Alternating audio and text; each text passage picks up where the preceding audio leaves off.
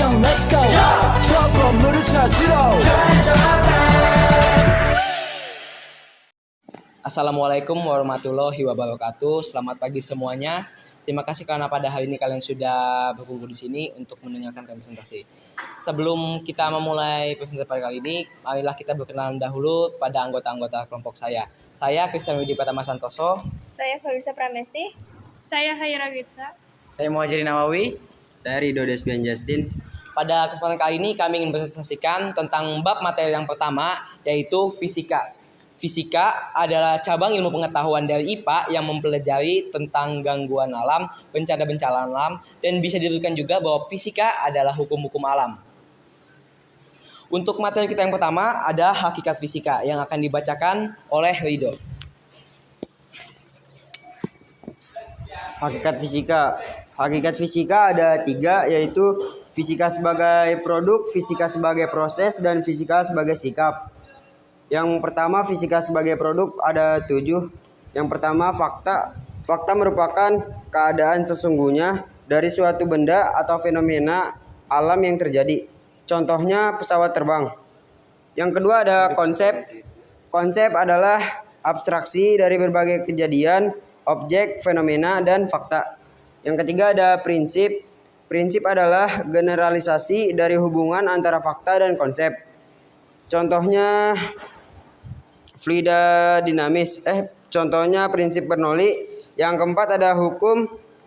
Hukum adalah prinsip-prinsip khusus yang diterima secara meluas setelah dilakukan pengujian berulang kali. Yang kelima ada rumus. Rumus adalah pernyataan matematis dari suatu fakta, konsep, prinsip, hukum, dan teori. Yang keenam ada teori. Teori adalah suatu penjelasan berdasarkan pada berbagai pengamatan yang didukung oleh hasil-hasil eksperimen. Contohnya teori fluida dinamis dan teori fluida statis. Yang ketujuh ada model. Model adalah representasi dari suatu yang sering terlalu sulit atau tidak mungkin untuk menampilkan secara langsung. Contohnya model sayap pesawat terbang dan model kapal laut. Selanjutnya ada fisika sebagai proses. Fisika sebagai proses ada 8, yaitu yang pertama ada 1 mengamati, 2 mengklasifikasi, 3 mengukur, 4 mengajukan pertanyaan, 5 merumuskan hipotesis, 6 merumuskan masalah, 7 menafsirkan, 8 berkomunikasi. Selanjutnya ada C, fisika sebagai sikap. Fisika sebagai sikap ini ada 7 yang harus dimiliki. 1, rasa ingin tahu dan suka bertanya. 2, teliti. 3, objektif dan jujur. 4, bertanggung jawab. 5, kritis dan kreatif. 6, pikiran yang terbuka. 7, tekun dan tidak mudah putus asa. Untuk materi selanjutnya yaitu karakteristik fisika akan dibacakan oleh Ko Yunisa. Yang B itu karakteristik fisika. Secara umum definisi fisika adalah suatu ilmu pengetahuan yang mempelajari tentang gejala dan sifat yang ada pada benda-benda alam. Sifat fisika adalah perubahan yang dialami suatu benda tanpa membentuk zat baru. Sifat-sifat fisika yaitu wujud zat, warna zat, daya hantar listrik, kemagnetan, titik didih, dan titik lebur. Wujud zat ada 3 macam, yaitu zat padat, cair, dan gas. Sifat zat padat memiliki bentuk dan volumenya tetap, tidak bergantung pada tempatnya. Sifat zat cair adalah volumenya tetap tetapi bentuk berubah sesuai dengan tempatnya. Sifat gas adalah bentuk dan volumenya berubah sesuai dengan tempatnya. Yang kedua, warna zat. Warna adalah sifat fisika yang dapat diamati secara langsung. Setiap benda memiliki warna berbeda-beda. Contohnya air berwarna transparan, karbon berwarna hitam, aluminium berwarna perak, dan emas berwarna kuning kemasan. Yang ketiga yaitu daya hantar listrik. Benda yang dapat menghantarkan listrik dengan baik disebut dengan konduktor. Contohnya yaitu aluminium, tembaga, dan besi. Sedangkan benda yang sulit menghantarkan listrik dengan baik disebutnya itu isolator. Contohnya itu karet, kayu, dan plastik. Keempat, kemagnetan. Benda kemagnetan dikelompokkan menjadi 2, yaitu benda magnetik dan non-magnetik. Benda magnetik adalah benda yang dapat ditarik kuat oleh magnet. Contohnya peniti, paku, dan baut. Sedangkan benda non-magnetik adalah benda yang tidak dapat ditarik oleh magnet. Contohnya plastik, karet, dan lainnya. Lalu titik didih dan titik lebur. Titik didih adalah suhu di mana suatu zat mendidih. Pada zat cair memiliki titik didih yang berbeda-beda. Titik lebur adalah suhu di mana zat padat melebur. Titik lebur suatu zat bisa berubah-ubah dipengaruhi tekanan udara dan ketidakmurnian zat. Untuk materi selanjutnya yaitu fisika yang efektif. Fisika dalam pembelajaran akan dibacakan oleh Haira Gaitsa. Silakan Haira. Fisika dalam pembelajaran. Dalam pembelajaran fisika diperlukan pemahaman dan penguasaan materi, terutama teori. Dalam pembelajaran fisika terdapat teori. Teori itu dapat dibuktikan melalui eksperimen.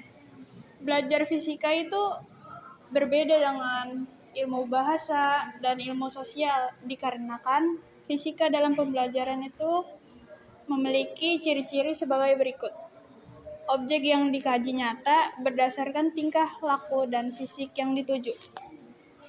Pengamatan dan penelitiannya dilakukan dengan sengaja. Penelitiannya secara simetris, cara berpikirnya logis dan konsisten. Cara kajiannya objektif dan hukum-hukum yang berlaku dihasilkan melalui berbagai percobaan. Jadi, fisika dalam pembelajaran itu sangat penting dikarenakan fisika dapat berguna bagi kehidupan sehari-hari. Untuk materi kita selanjutnya yaitu fisika yang efektif dalam pembelajaran akan dibacakan oleh Muhajirin. Ya, pembelajaran fisika yang efektif yaitu dengan buang pemikiran bahwa fisika itu pelajaran yang sangat sulit. Lalu yang kedua, pahami dulu konsepnya apa dan kita harus memahami dulu konsepnya. Lalu yang ketiga, pelajari materinya terlebih dahulu. Lalu yang keempat, membaca buku catatan. Kita baca-baca terlebih dahulu tentang buku, tentang fisika juga. Lalu yang kelima, membuat kelompok belajar. Dengan membuat kelompok belajar, kita bisa saling menanya-nanya kepada teman tentang pembelajaran fisika juga. Lalu yang keenam, rajin berlatih. Dengan rajin berlatih, kita akan bisa paham dengan konsep fisika. Lalu yang ketujuh, ingat rumus-rumus fisika. Dengan ingat rumus-rumus fisika, dalam melakukan pembelajaran fisika, kita bisa mengingatnya dengan mengingat rumus. Ya, selesai. Untuk materi selanjutnya dan materi terakhir akan saya bacakan yaitu penerapan ilmu fisika dalam kehidupan kita sehari-hari. Saya akan mengambil 5 bidang di sini yaitu bidang industri, elektronik, komunikasi, transportasi, dan juga kesehatan. Kita mulai ke bidang industri. Bidang yang pertama yaitu saya mendapatkan contoh kayu piwol yang merupakan bahan kayu yang biasa kita temui di meja, di papan tulis, dan di lain sebagainya. Namun tahukah kamu bahwa pembuatan kayu piwol ini menggunakan konsep fisika yaitu tekanan. Jadi kayu piwol ini merupakan kayu-kayu tipis yang dirapatkan satu-satu dan ditekan dengan alat penekan hingga membentuk kayu yang kuat dan kokoh. Contoh yang kedua saya mendapatkan yaitu dari bidang elektronik, yaitu setrika. Tidak hanya setrika saja, bidang elektronik sering kita jumpai juga dalam kehidupan kita sehari-hari. Contohnya mungkin seperti kipas angin, seperti AC, handphone, dan lain sebagainya. Namun untuk setrika itu dia menggunakan konsep di mana dia mengubah energi listrik yang ada pada saklar menjadi energi panas yang dihasilkan dengan cara dia memanaskan lempengan logam yang berada pada bagian bawah setrika.